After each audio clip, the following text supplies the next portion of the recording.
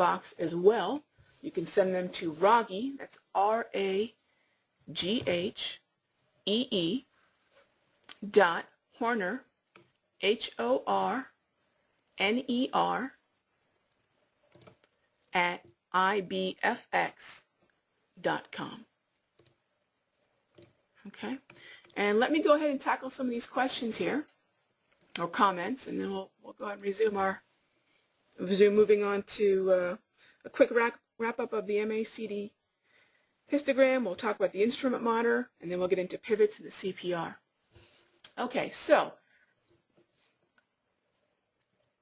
in terms of any of the topics that we had talked about previously, such as profiles and so forth, you know, I don't want to spend too much time on that tonight, but I don't mind just covering it real briefly here for a moment. Let me just go on over back to the platform. Okay, essentially, if you have, since there is a question about profiles, essentially if you have 6 or 4 or whatever number of charts, you have 6 here, and you want to save this collection of charts with individual studies as a profile, you go to File, Profile, Save As.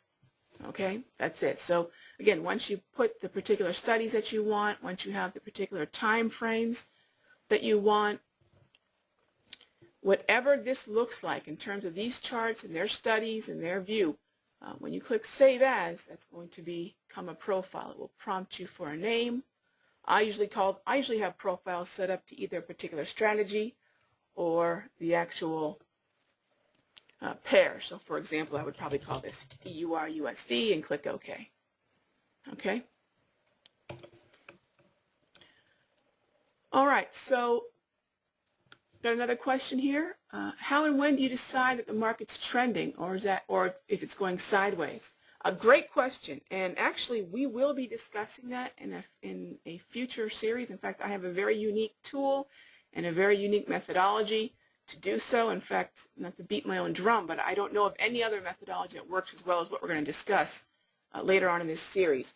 I don't recall if it's going to be the 3rd or 4th of the series, but we will be discussing that. Today I'm really just focusing on the indicators, but we will absolutely be addressing market cycles and what I've learned from studying Charles Dow's, what is known now as Dow theory. So absolutely, we will be discussing that. Do I use fib numbers?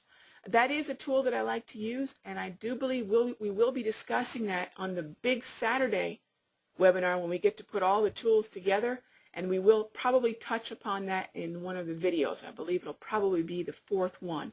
And yes, I do use Fibonacci. I'm a big fan of Fibonacci, and I will show you how I utilize that. You know, what's so great is I've been able to break up so many aspects of my trading over the course of an entire month. So we're never really that rushed to go through anything in a single session. It's a cumulative process.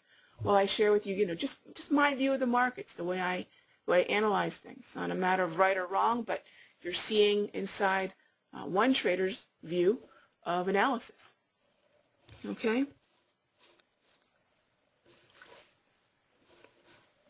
All right, so yes, the moving average you see here is the 200 period simple. Yes, that is correct.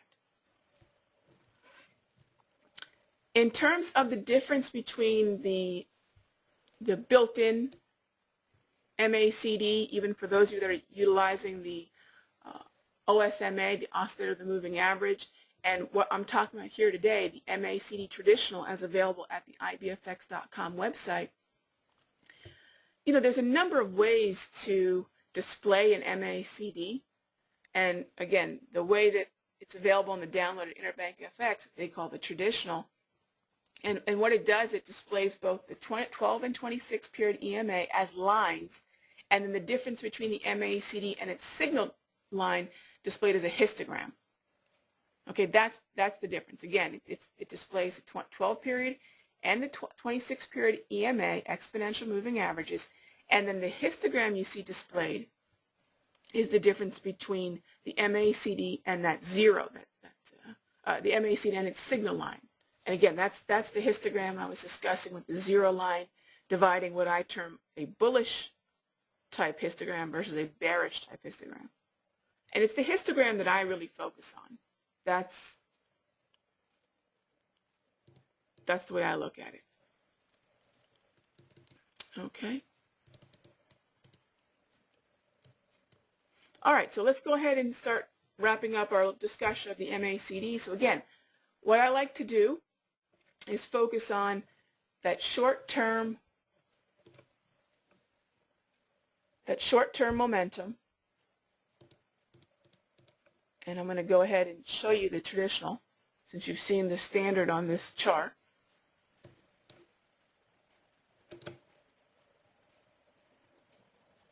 Okay, there's the traditional. Now you can change the properties to whatever colors you'd like. I like a little bit of a lighter color. Just makes it easier to read for me. And I like to actually thicken the histogram bars up just a little bit as well. Again, that's just me. Okay, so I can really see the bars clearly when they switch from positive to negative, as well as you can just take a reading here on the far right side. Okay, so again, you can see there is a difference in the reading. Okay, this is known as the signal line. There's actually two ways to calculate an MACD study. For those of you that are unfamiliar with it, there's actually two ways.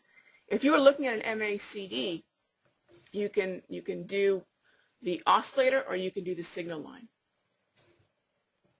Okay, my preference is to go ahead and use the this lower study here.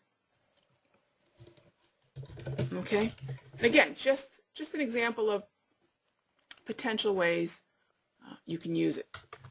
All right, by no means an encompassing look at what it is, but again, this is the signal line calculation, and I think that's a better calculation, at least for the way I utilize it, in terms of recognizing and confirming breakouts and breakdowns in a sideways market, okay, through support and resistance. The MACD itself does not recognize a sideways market. You have to do that. Okay, but once you recognize a sideways market, consolidation or congestion, you utilize these tools. I utilize the tool to confirm momentum either down through support or up through resistance. Okay, and again, this is a accumulation of sessions that we'll be doing here. When they finally come to a head is when we'll actually be putting all these tools together. So don't worry, if it's still a little fuzzy now, just remember what we talked about. MACD, spotting those increasing short-term momentums, ideally using them in a sideways market. We will be putting the tools together as we progress through our series here. All right, so the next tool I want to talk about is the instrument monitor. This is a very cool tool.